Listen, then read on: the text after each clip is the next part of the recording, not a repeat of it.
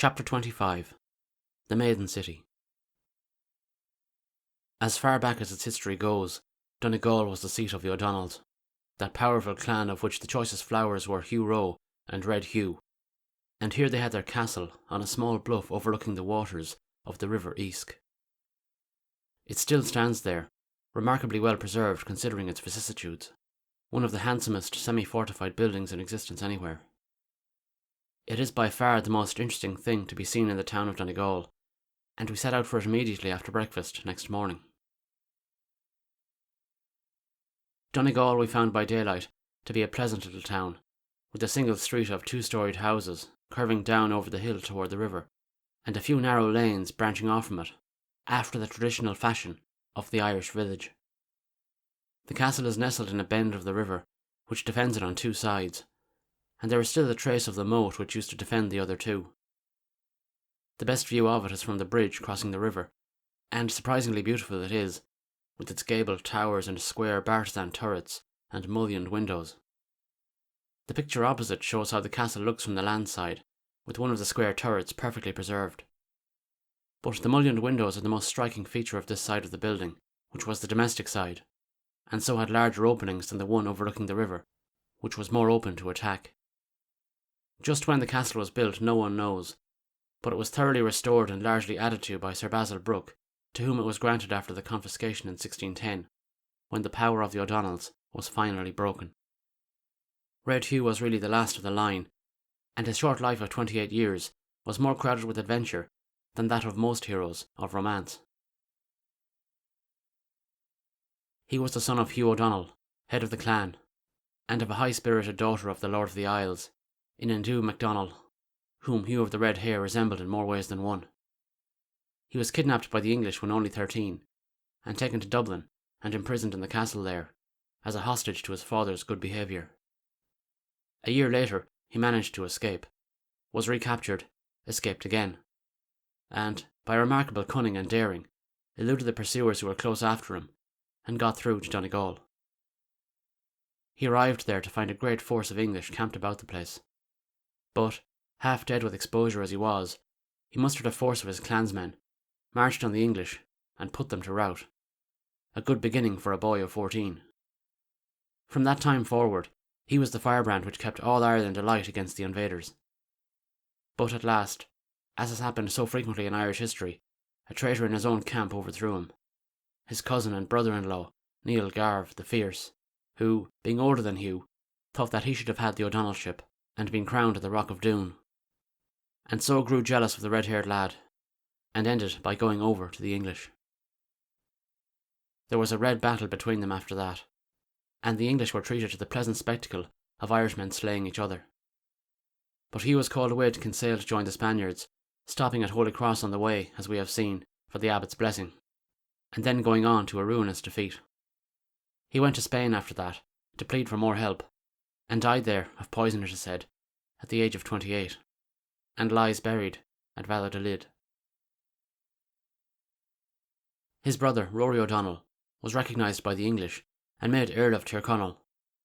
But, at the end of a year or two, he found himself so surrounded with intrigue that, in fear for his life, he gathered up such of his belongings as he could and fled the country.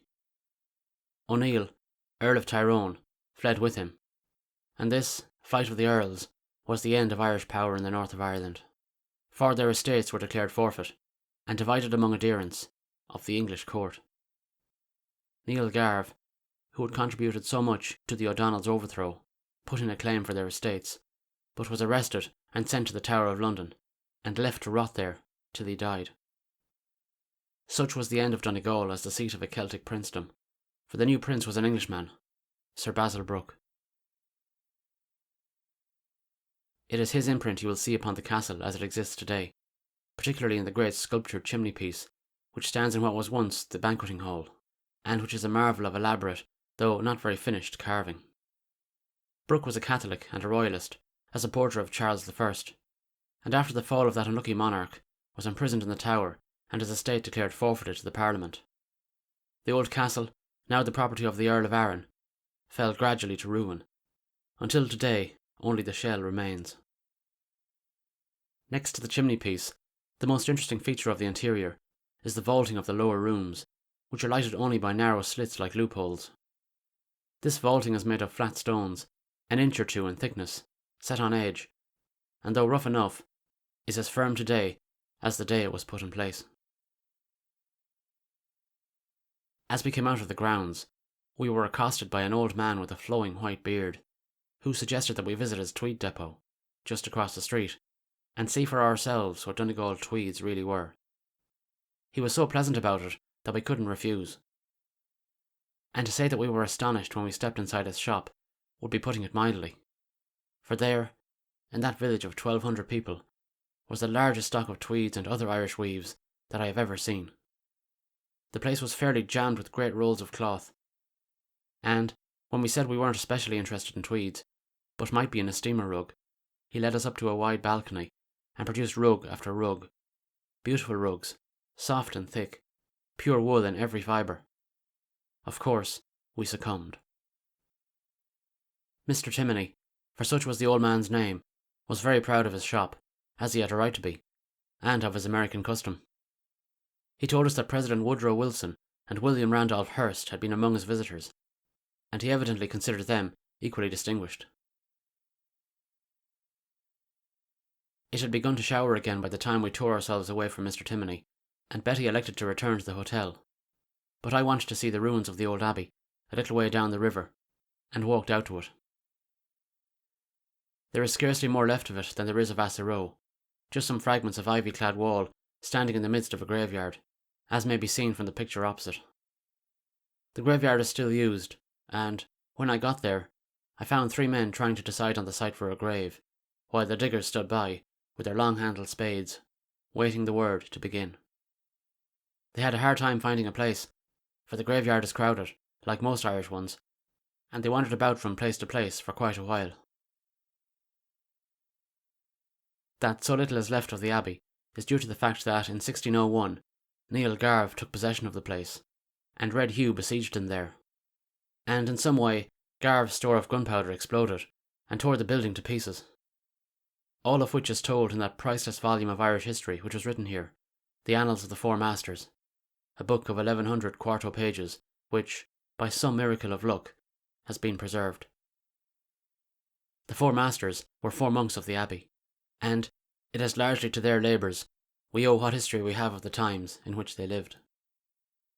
There are a few arches of the cloisters still standing, and they resemble those at Sligo not only in shape and character, but also in the fact that repeated burials have raised the ground about them many feet above its ancient level, so that what was once a lofty arched doorway can now be passed only by stooping low.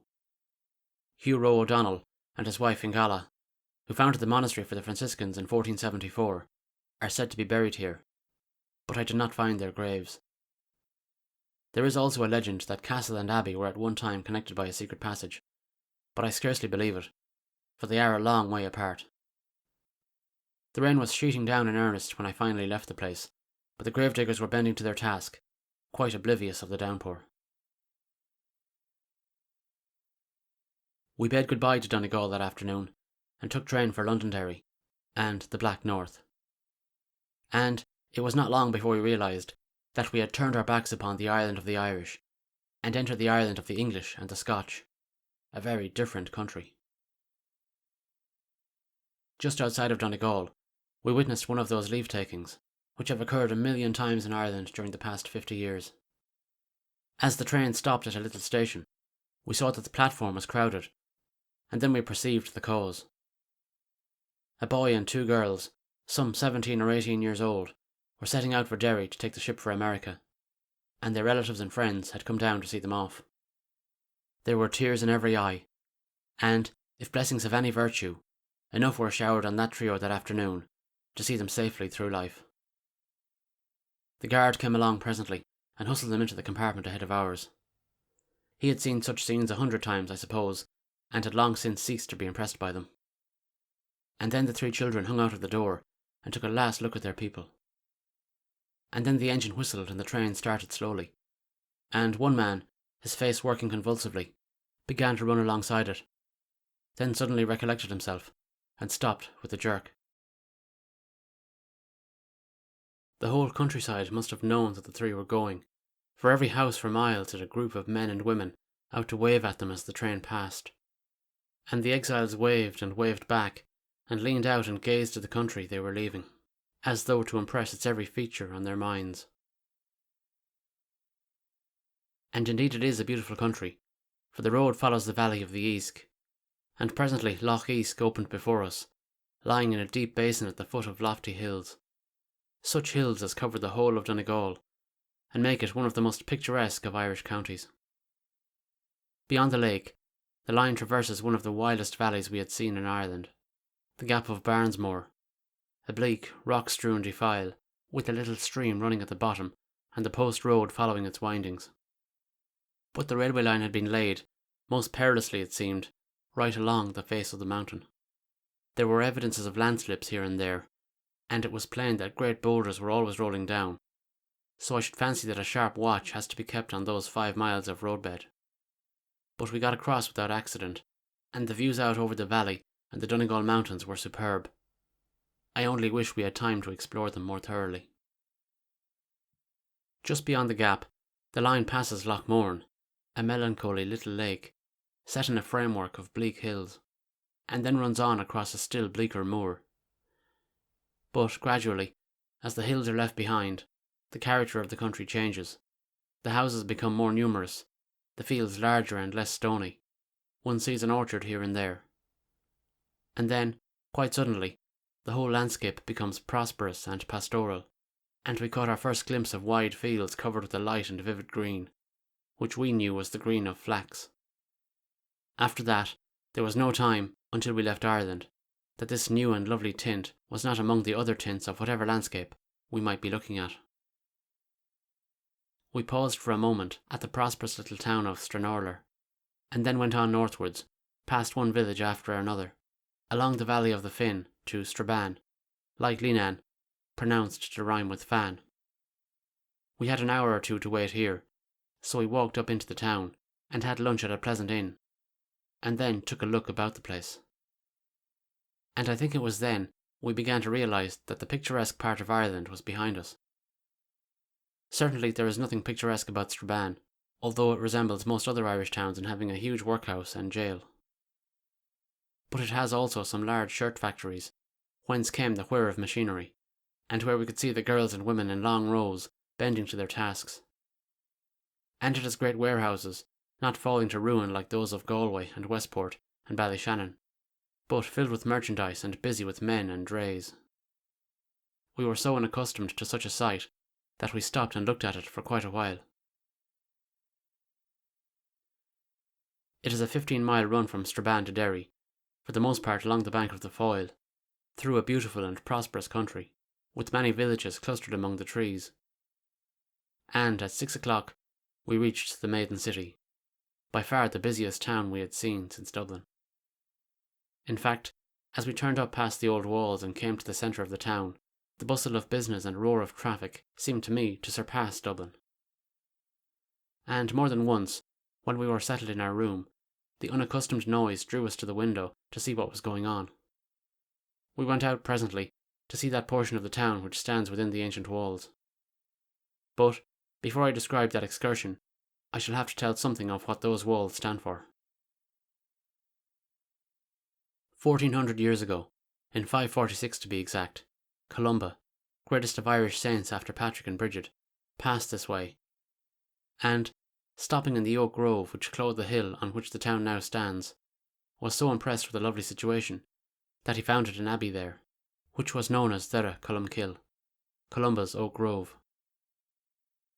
There was another reason perhaps, besides the beauty of the spot, which persuaded the saint to choose this site for his monastery, and that was the nearness of the great fort on Ella Mountain, the stronghold of the Lord of Tyrone. He doubtless hoped that, in the shadow of that mighty castle, his abbey would be safe from spoliation. But in this he was disappointed, for its position on a navigable river, so close to the sea, made it easy prey to the Danes and the Saxons, and they sailed up to it time and time again, and laid it waste. But it grew in importance in spite of repeated burnings, and it held off the English longer than most, for, though it was plundered by Strongbow's men in 1195, and included in the grant to Richard de Burgo the Red Earl of Ulster, in 1311. It was not until 1609, 2 years after that flight of the Earls, which left Tyrone and Tyrconnell confiscated to the English, that it was really conquered. In confiscating this vast domain, as in all previous and subsequent confiscations in Ireland, the English crown proceeded upon the theory that all the land a chief ruled over belonged to that chief. But in Ireland this was not at all the case, for there the land belonged, and always had belonged, not to the chief, but to his people. This, however, was not allowed to interfere in any way with its reapportionment among court favourites and companies of adventurers. And Derry, together with a vast tract of land about it, was granted to the Corporation of London, which thereupon proceeded to rename it Londonderry, in token of its subserviency. 3 years later, the Irish Society for the new plantation in Ulster was formed, and to it was granted the towns of Coleraine and Londonderry, with 7,000 acres of land, and the fisheries of the Foyle and the Bann.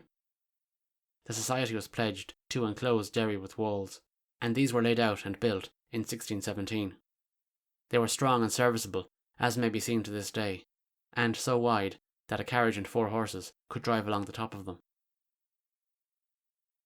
The new colonists were mostly Protestants, and in the war which soon followed between King Charles and the Parliament, naturally chose the Republican side, so that Derry quickly became the centre of resistance to royalty in Ulster.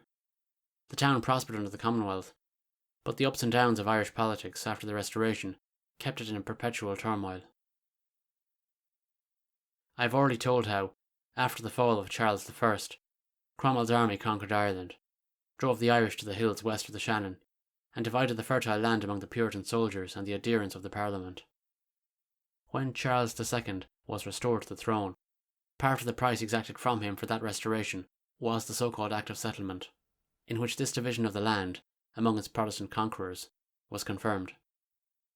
That the Irish should protest against the injustice of this was natural enough, and that, once seated on the throne, the king should give ear to the protestations was natural too, since the Irish had been his father's allies and had lost their lands in fighting his battles for him.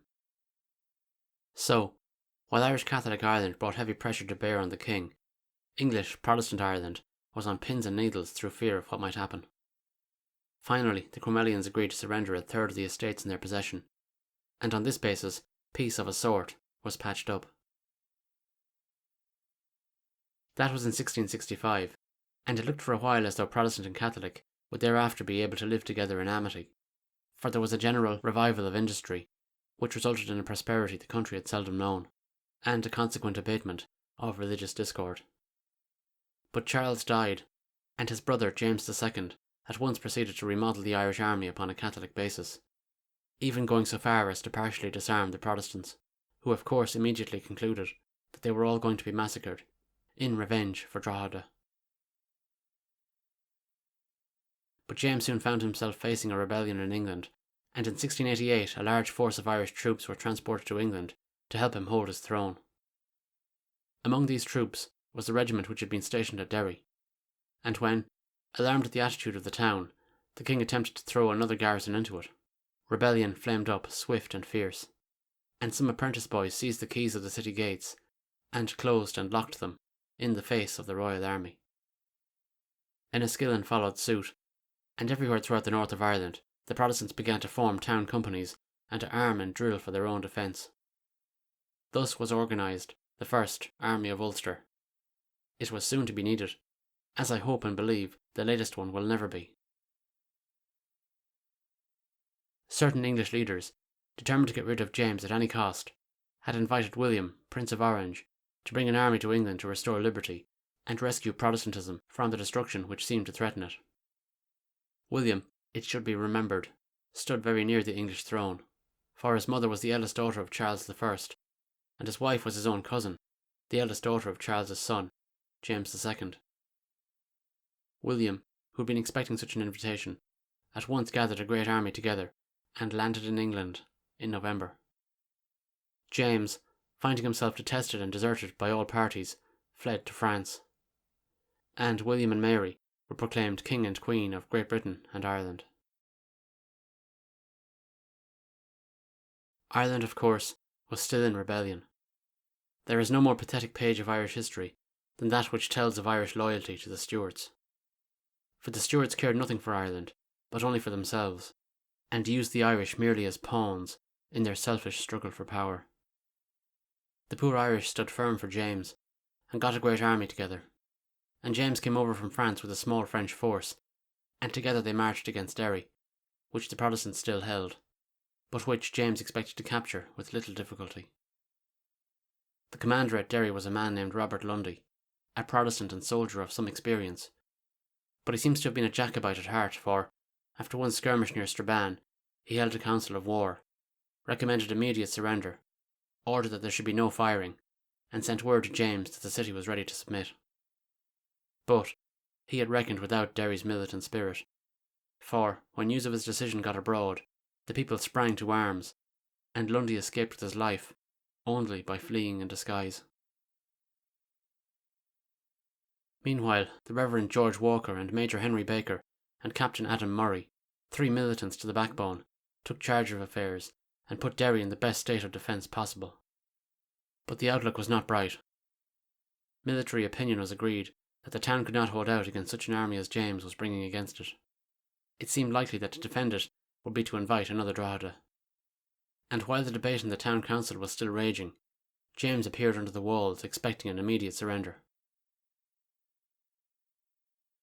Negotiations were begun, but the sight of the Catholic army was the last thing needed to inflame the townsmen. A group of them managed to get a cannon pointed in the king's direction and touched it off. The ball is said to have passed so close to him that the wind of it blew off his hat.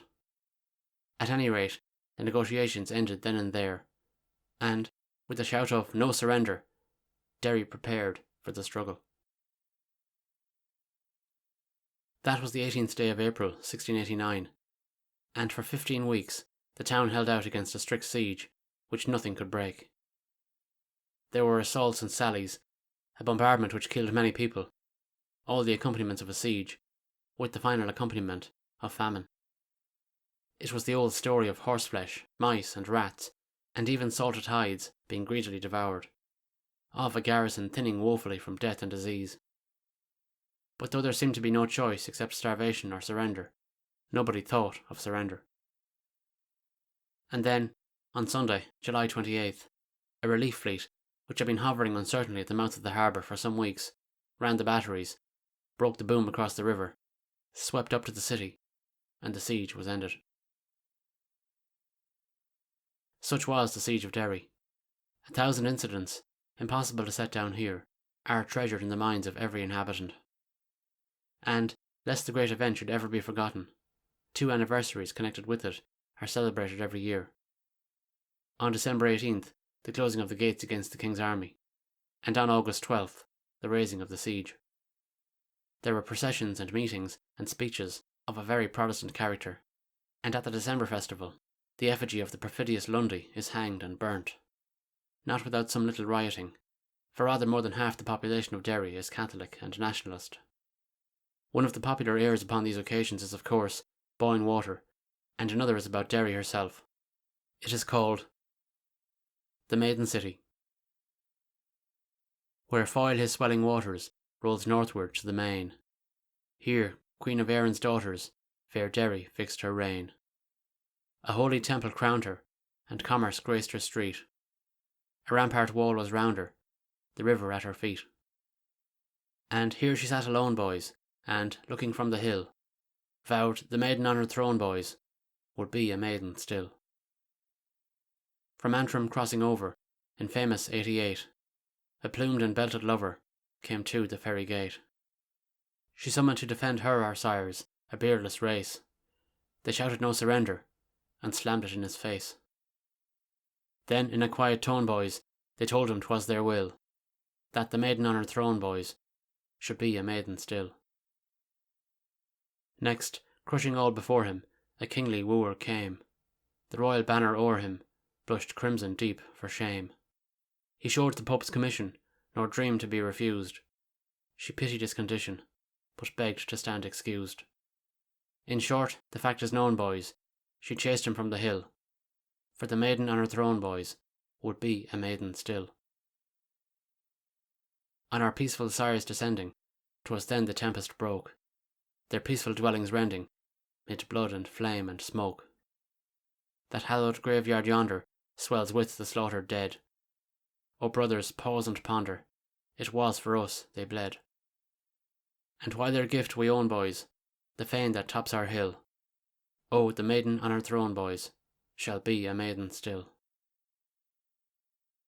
No wily tongue shall move us, nor tyrant arm affright. We look to one above us, who ne'er forsook the right, who will may crouch and tender the birthright of the free. But brothers, no surrender, no compromise for me. We want no barrier stone, boys, no gates to guard the hill. Yet the maiden on her throne, boys, shall be a maiden still. There is a good marching song, if ever there was one, a song to make the heart leap and the spirit sing, when 1,000 voices roar it in unison. And it very fairly represents the spirit of Derry, and of the whole of Protestant Ulster, a spirit which is admirable, though often mistaken, and sometimes made use of for base and selfish ends. The song was written by a woman, a native of Derry, of course, Charlotte Tonna, some 60 years ago, and it is a song of which Ireland, north and south, should be proud. Let me tell here, as briefly as may be, the rest of the story of that ill-fated rebellion, of which Derry wrote one terrific chapter, for, unless we know it, it will be impossible for us to understand Ulster. The relief of the Maiden City was followed by the complete defeat of the Royal Army before Enniskillen, and no further attempt was made to subjugate the north of Ireland.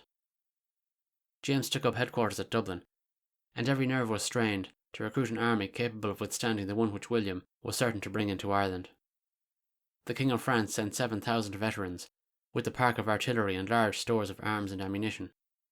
Every device of religious and racial hatred was employed to persuade Irishmen to enlist, so that when, on June 30th, 1690, the Protestant and Catholic armies stood facing each other on either side of Boyne River, a few miles above Drogheda, the Protestants had no very great numerical advantage.